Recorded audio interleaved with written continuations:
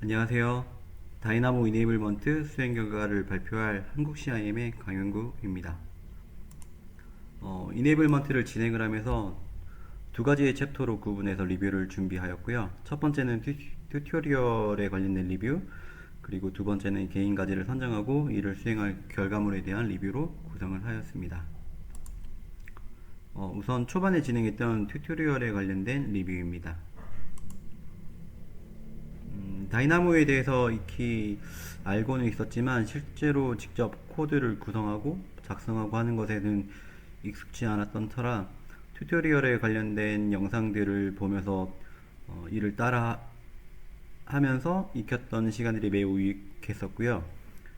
그리고 이 튜토리얼을 먼저 보시고 이해하기 쉽게 리뷰하셨던 분들의 유튜브 채널들도 활용을 하면서 이해하는데 도움을 많이 받을 수 있었습니다. 튜토리얼을 통해서 작동 원리나 리스트, 그리고 지오메트리에 대한 이해 등을 이해할 수 있었고, 데이터를 어떻게 추출하고 생성해서 결과물들을 만들어낼 수 있는지에 대한 프로세스들을 이해할 수 있었고요. 저 같은 경우에는 다이나모의 프로세스를 타 3D 프로그램에서 모델링을 하는 것들이랑 매칭을 시켜서 이해를 좀 했었습니다. 그래서 실제 코드 작성했던 부분들도 모델링을 하던 순서에 맞춰서 코드들을 작성을 하고 활용했었던 경험이 생겼습니다.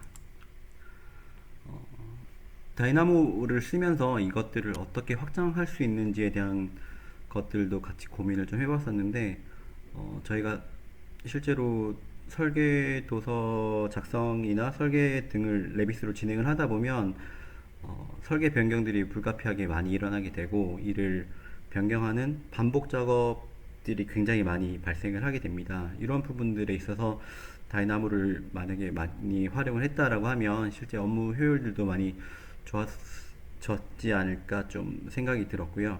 두 번째는 아직 잘 모르겠지만 제너레이티브 디자인들을 활용을 하게 된다면 제가 원하는 어떤 조건의 객관적인 지표들을 기준으로 제너레이티브 디자인을 통해서 설계에 대한 검토라든지 객관적인 지표를 삼을 수 있는 기준들을 대상으로 여러 검토 대안에 대한 것들을 확인을 한다면 이게 저희가 설계안을 선택을 할 때 조금 더 합리적이고 나은 방향의 결과물들을 선택할 수 있지 않을까 좀 생각이 들었습니다.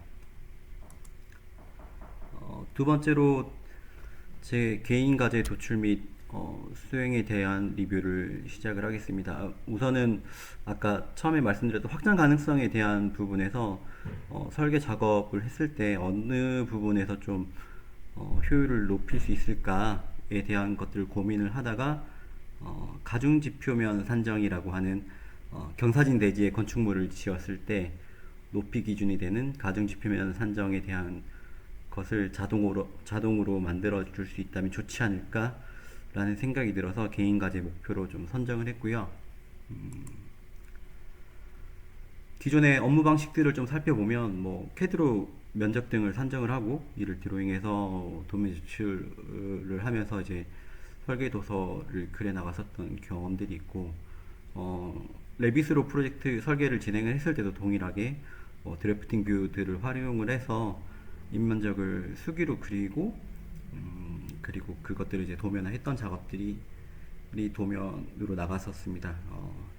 이런 방식들이 좀 불편한 부분들은 제일 큰 거는 사실 틀릴 수 있다라는 위험 부담인 것 같아요. 아무래도 수기로 작성을 하다 보면 오류에 대한 부분들이 발생을 할 수밖에 없는 상황이 되고, 뭐 오류가 안 나면 제일 좋겠지만 만약에 나게 된다면 이것들이 나중에는 건축물 규모나 계획에 큰 영향을 끼칠 수 있는 부분들이 있어서 이것들을 좀 자동으로 하면 좋지 않을까라는 게 좀 좋겠다는 생각이 많이 들었었고요.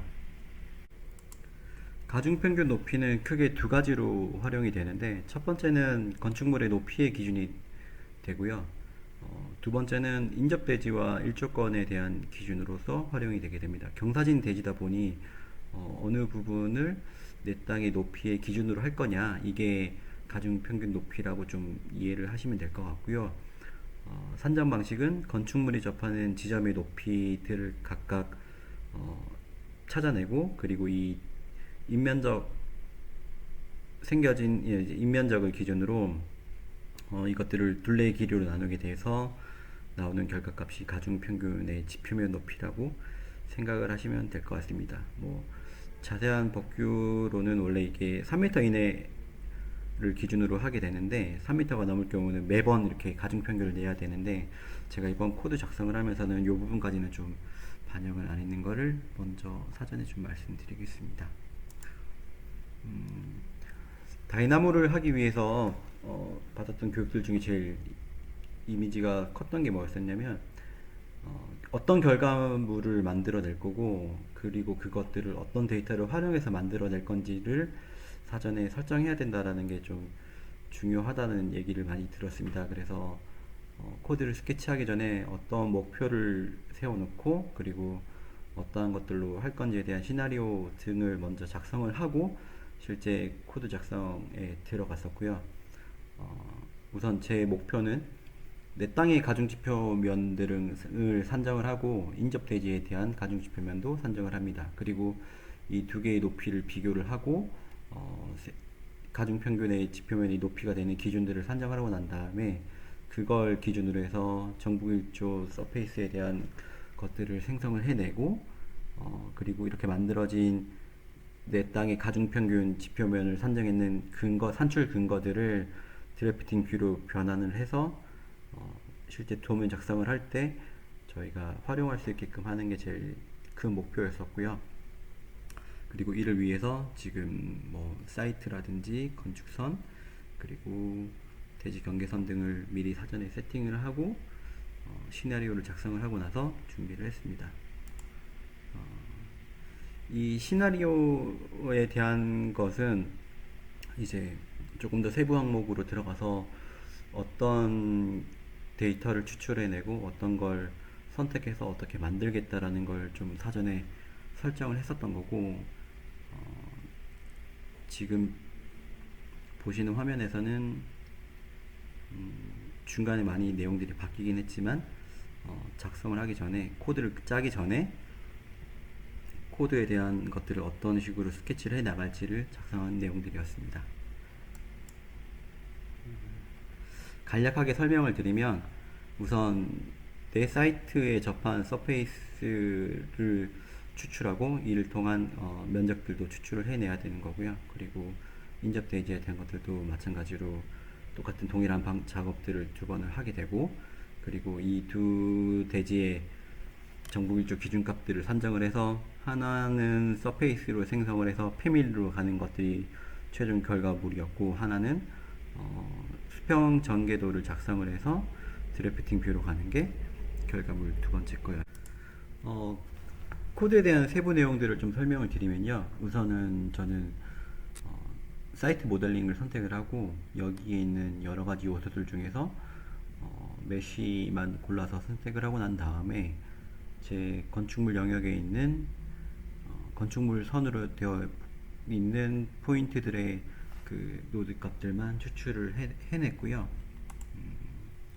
그리고 이 중에 제일 낮은 Z 값이 제일 낮은 점을 기준으로 한 수평 튀어나온 라인들을 그리는 노드를 작성을 하고, 각 이를 기준으로 서페이스까지 생성하는 노드로 작성을 했습니다. 요 위에 있는 코드 블럭 같은 경우는 실제로 이 아랫부분에 있는 노드들을 코드 블럭을 활용하게 되면 저만큼 좀 줄일 수 있는 것들을 배워서, 나중에는 코드가 길어지면 저렇게 코드 블럭으로 줄일 수 있는 작업들도 추가적으로 하시면 좋을 것 같습니다.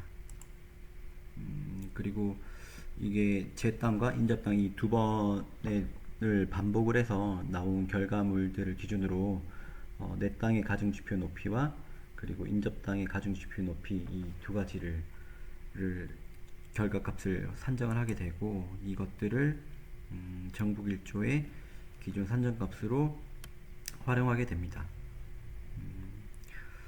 그리고 나서 이제 결과물들이 두 가지로 가는데, 하나는 정보 일조 서페이스를 생성하는 노드들입니다. 일단은 대지 경계선의 Z 값을 대지 경계선의 정북 일조 기준에 있는 포인트들을 선택을 하게 되고 이걸 기준으로 저희가 앞에서 산정해내는 가중지표의 높이 기준으로 Z값을 반영을 하게 되고요. 그 반영한 Z값을 기준으로 해서 정북 일조 기준들인 뭐 9m 이하는 1.5m를 이격하고 나머지는 2분의 1 경사면들을 만들어서 만들어지는 그 서페이스 면들을 만들어내는 것들로 코드를 작성을 했고 이 만들어진 서페이스가 패밀리화 되어서 나중에 단면도나 뭐 이런 것들을 작성을 할 때 실제 라인 드로잉을 할 수 있는 기준으로 삼으면 좋겠다라고 생각이 들어서 패밀리로 변환하는 노드까지 활용을 해서 작성을 했습니다. 그리고 이제 또 하나의 다른 결과값이 이제 수평 전개도를 작성하는 부분들인데 간단하게 쭉 설명을 드리면 하나의 임의의 선상에다가 제가 잡았던 그 포인트들을 기준으로 포인트들을 수평으로 나열을 길이값대로 다 나열을 하고 이것들의 Z값을 추출하고 난 다음에 그 Z값을 라인 선상 위에다가 똑같이 복사해서 올려놓는 방식으로 해서 수평 전개도로 만드는 작업을 했는 노드들이고 여기에는 저희 강사님한테 좀 도움을 받아서 파이썬 스크립트를 활용해서 각 포인트 값들을 Z값으로 올리는 것들을 추가적으로 사용을 했습니다.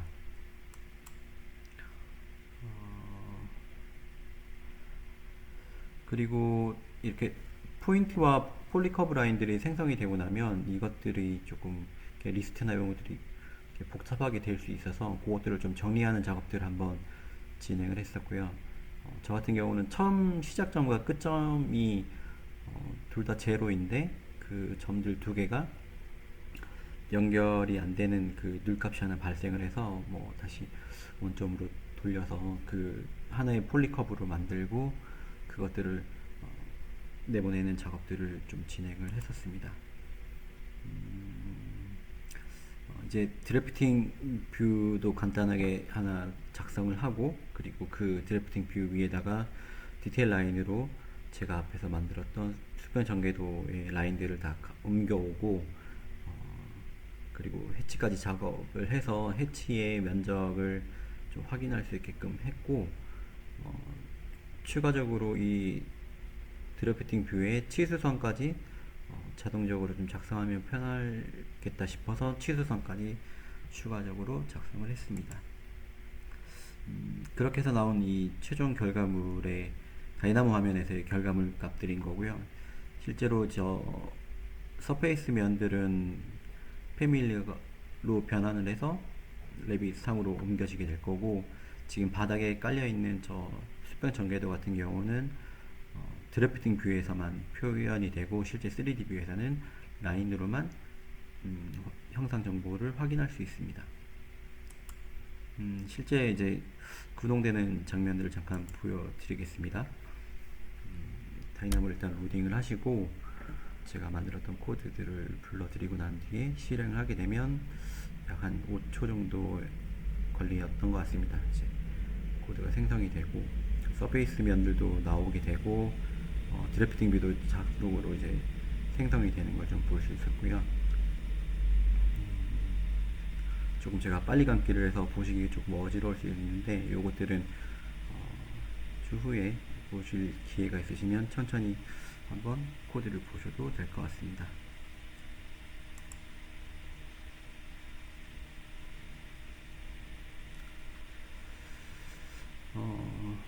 프로덕트에 대해서 잠깐 설명을 드리면 이제 제가 원래 찾으려고 했던 이 대지 경계선의 최저점 그리고 토포의 포인트 그리고 정북일조 사선 제한에 대한 형상들도 찾을 수 있게 되었고 수평 투영 드로잉들도 바닥에 정상적으로 만들어지는 부분들이 있었고요. 그리고 저 지금 빨간색 점으로 표기되어 있는 저 포인트의 위치가 실제로 이제 수직으로 라인들을 막 그리다 보면 여기가 조금 오류가 나는 부분들이 있어서 리스트를 좀 정리했던 부분들입니다.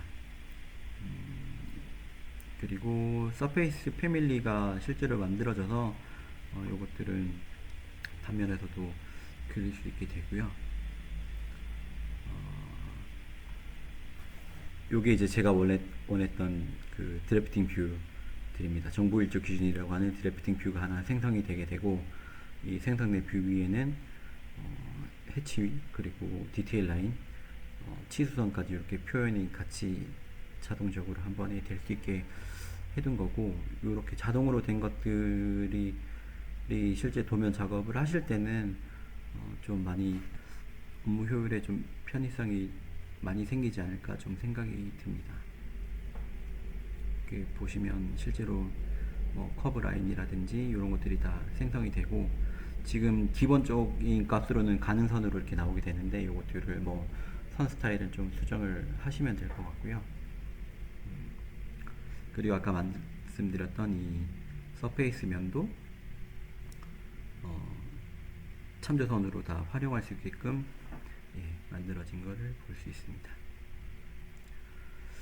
이렇게까지가 이제 제가 그 이번 다이나모 이네이블먼트를 통해서 만들어낸 수업의 결과물들이었고요. 아직 뭐 많은 노드도 너무 길고 좀 부족한 부분들도 많이 있는데, 이런 것들은 추가적으로 좀 더 개선을 하면 좋지 않을까 좀 생각이 들고, 다이나모라는 그 프로그램이 가질 수 있는 무한한 영역에 대해서 좀 많이 알 수 있었던 시간들이었었고, 앞으로도 다이나모 등을 좀 열심히 공부를 해서 좀 저희가 뭐 레빗을 활용하는데 조금 더 많은 도움을 줄 수 있는 프로그램으로 사용할 수 있으면 좋을 것 같습니다. 네, 이상으로 발표를 마치겠습니다. 감사합니다.